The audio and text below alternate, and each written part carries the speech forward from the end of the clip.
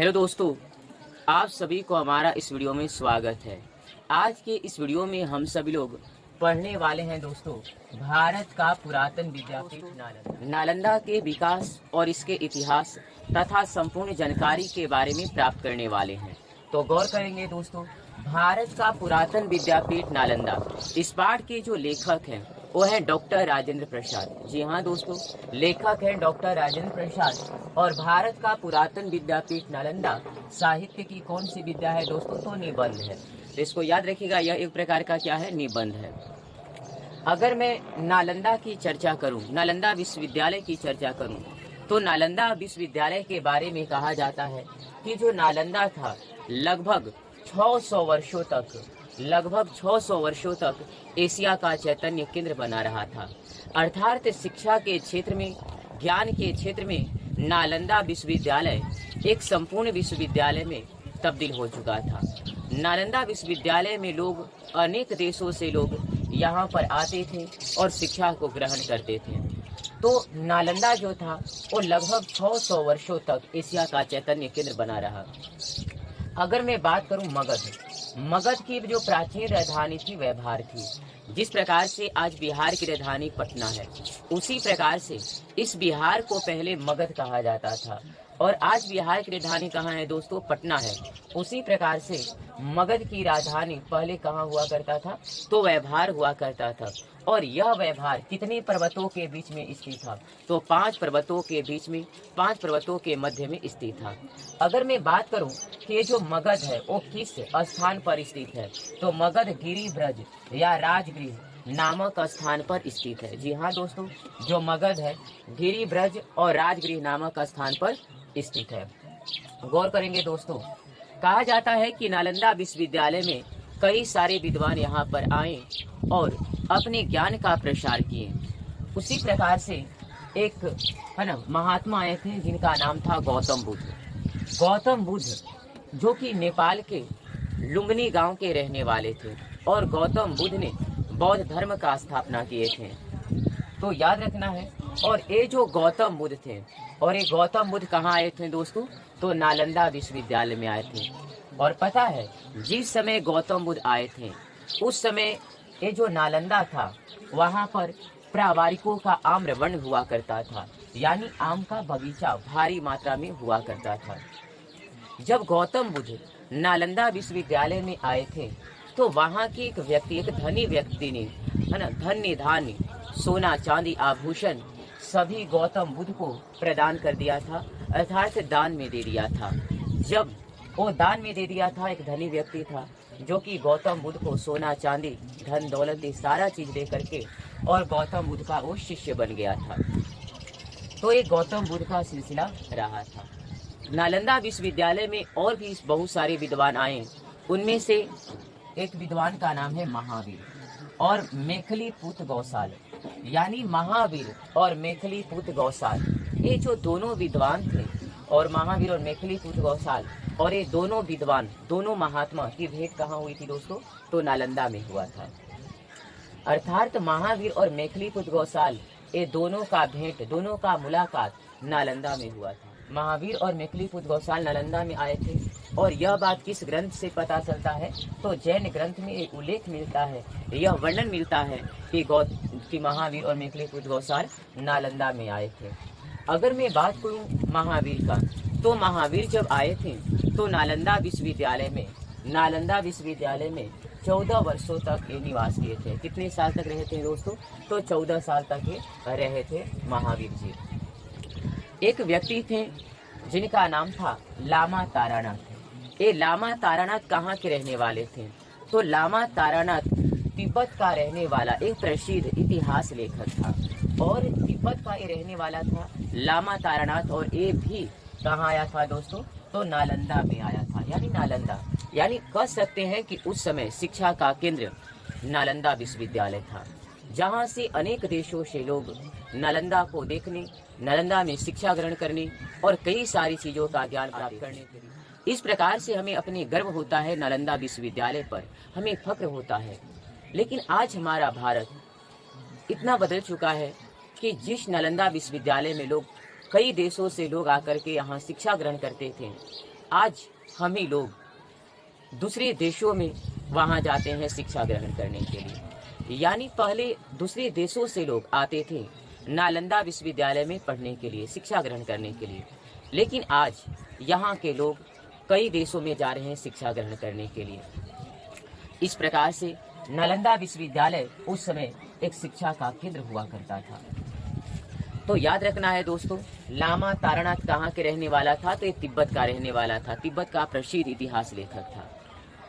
अगर मैं बात करूं कि नालंदा विश्वविद्यालय में कई देशों से लोग यहाँ शिक्षा ग्रहण करने आते थे, और खास करके चीनी यात्री किसे कहते हैं?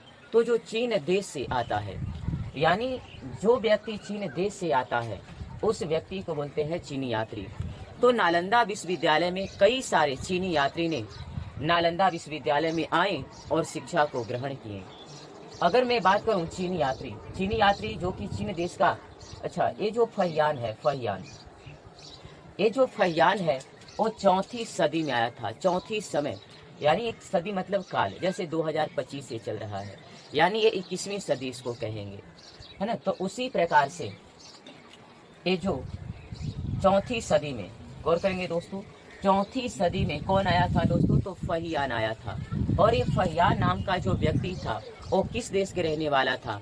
तो चीन देश के रहने वाला था। और जो चीन देश से जो लोग आता है उसे क्या कहते हैं? तो चीनी यात्री कहते हैं। जब फहियान नालंदा में आया था तो उस समय उतनी मात्रा में नालंदा का विकास नहीं हुआ था, लेकिन फिर भी नालंदा में लोग पढ़ते थे, अध्ययन करते थे, बातों को समझते थे। जब फहियान नालंदा में आता है तो फहियान सारीपुत गौशाल यानी सारीपुत का जन्मभूमि के बारे में बताता है। वो कहता है कि नालंदा विश्वविद्यालय में सारीपुत का जन्मभूमि है नालंदा विश्वविद्यालय। सारीपुत का जन्म कहाँ हुआ है?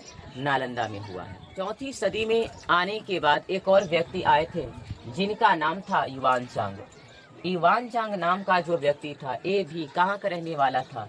तो ये भी चीन देश का ही रहने वाला था। युवान चांग नाम का व्यक्ति ये भी चीन देश का रहने वाला था। और ये जो युवान चांग नाम का व्यक्ति है कितने सदी में आया था? तो 7वीं सदी में आया था। युवान चांग नाम का व्यक्ति 7वीं सदी में आया था। और यह कहाँ आया था भाई? तो ये नालंदा में आया था। जब ये नालंदा में आया था युवान चांग, तब वहाँ का सम्राट, वहाँ का राजा कौन था? तो सम्राट हर्षवर्धन था। जी हाँ दोस्तों, युवान चांग जब नालंदा आया था तो वहाँ का राजा सम्राट हर्षवर्धन था, वहाँ का राजा। युवान चांग के समय नालंदा अपनी उन्नति के शिखर पर पहुंच चुका था। अर्थात नालंदा विश्वविद्यालय एक बहुत बड़ा विश्वविद्यालय में तब्दील हो चुका था और नालंदा विश्वविद्यालय का निर्माण बहुत ही आकर्षक और भव्य रूप से हो गया था। जातक में वर्णन किया गया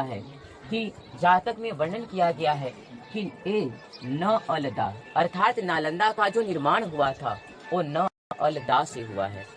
अर्थात न मतलब होता है नहीं, अलदा का मतलब होता है तृप्ति। दान की विशेषता क्या है?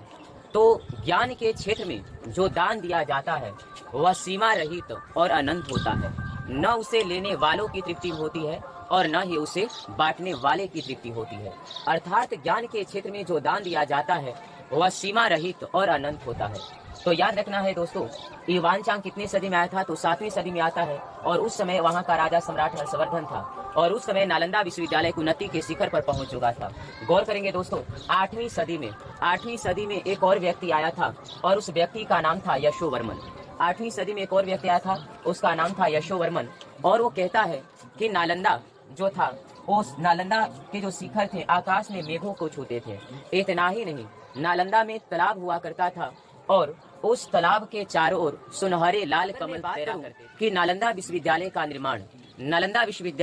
का निर्माण किस प्रकार से हुआ था? तो देखिए दोस्तों, नालंदा विश्वविद्यालय का जो निर्माण हुआ था वो जनता के उदार दान से हुआ था। यानी 500 व्यापारियों ने, जी दोस्तों, 500 व्यापारियों ने अपने धन से भूमि खरीदकर और गौतम बुद्ध को दान में दे दिए थे। 500 व्यापारियों ने अपने धन से भूमि खरीदकर गौतम बुद्ध को दान में दे दिए थे और गौतम बुद्ध ने नालंदा विश्वविद्यालय को अच्छे प्रकार से बनाने का प्रयास किया था। जब नालंदा विश्वविद्यालय का निर्माण अच्छे प्रकार से हुआ तो नालंदा विश्वविद्यालय में 300 बड़ा कमरे, याद रखना है दोस्तों, नालंदा विश्वविद्यालय में 300 बड़ा कमरा थे, 8 मंडप था और 6 विहार था। विहार एक घूमने वाला जगह होता है या जहाँ पर मठ बौद्ध लोग जहाँ पे रहते हैं, भिक्षु लोग रहते हैं, तो उसको ना विहार बोलते हैं।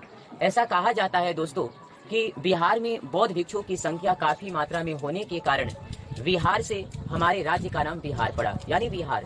पहले इस बिहार को विहार कहा जाता था, लेकिन विहार कहते कहते लोग इसका नाम है ना बिहार पड़ा। तो याद रखना है दोस्तों, नालंदा विश्वविद्यालय का जब निर्माण हुआ तो 300 बड़ा कमरा था, 8 मंडप था और 6 बड़े विहार थे। इतना ही नहीं दोस्तों, अगर मैं बात करूं कि नालंदा विश्वविद्यालय में कितने विषयों की शिक्षा मिलता था, नालंदा विश्वविद्यालय में कितने विषयों की शिक्षा, तो नालंदा विश्वविद्यालय में मूलतः 5 विषयों की शिक्षा अनिवार्य था। नालंदा विश्वविद्यालय में मूलतः 5 विषयों की शिक्षा अनिवार्य था।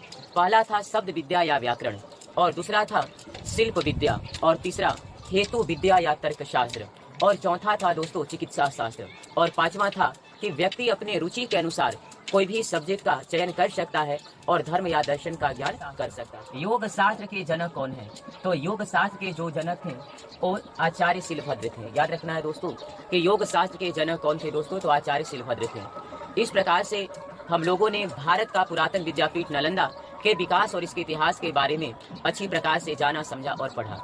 यदि आप सभी को हमारा वीडियो अच्छा लगा होगा तो लाइक करें, चैनल को सब्सक्राइब करें और कमेंट में अपना मत, अपना विचार अवश्य दें। Thank you watching this video. धन्यवाद दोस्तों।